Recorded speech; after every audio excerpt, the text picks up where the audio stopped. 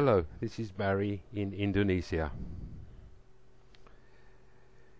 Being diagnosed with Alzheimer's or any other type of dementia is devastating for both the person and their family. When you're suddenly and without warning faced with an entirely unwanted new way of life, and the realization that nothing will be the same way for you again. Obviously, I can't speak for other people who have been diagnosed, but when I was first told, it was as though a judge without jury had committed me to the death sentence. The only difference being is that for some people or criminals waiting on death row, at least there is the chance of a stay of execution. But with Alzheimer's, dementia, there is no such reprieve. Although I'm sure we all say exactly the same thing, in that I'm not dying from dementia, I'm living with dementia.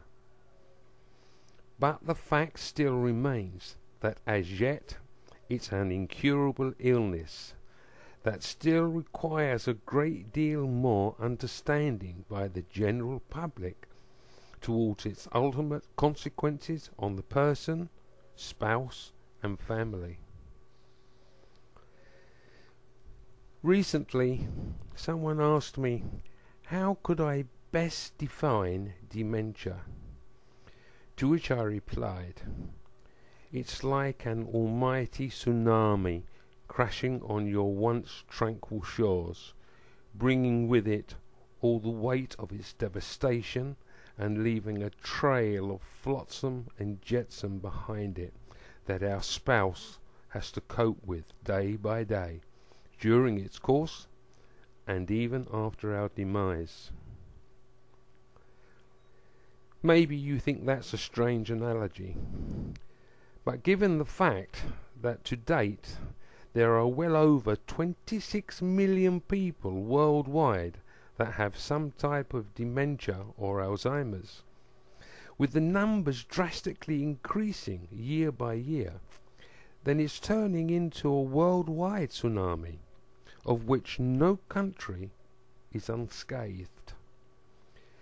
Yet still so many people think our illness is just a matter of forgetting things, which is not the case, as the list of daily problems we must fight against within our illness are so great, they're far and wide, and here you will just see a few of them.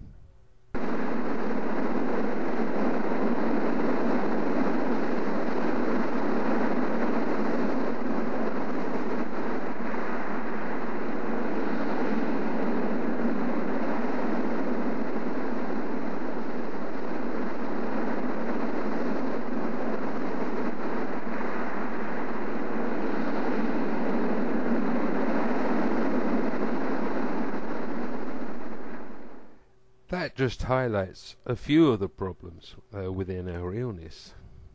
But it goes much further than that, much deeper, since as our condition slowly deteriorates, so does our body's immune system become less resilient in fighting other unwanted illnesses, such as flu, pneumonia,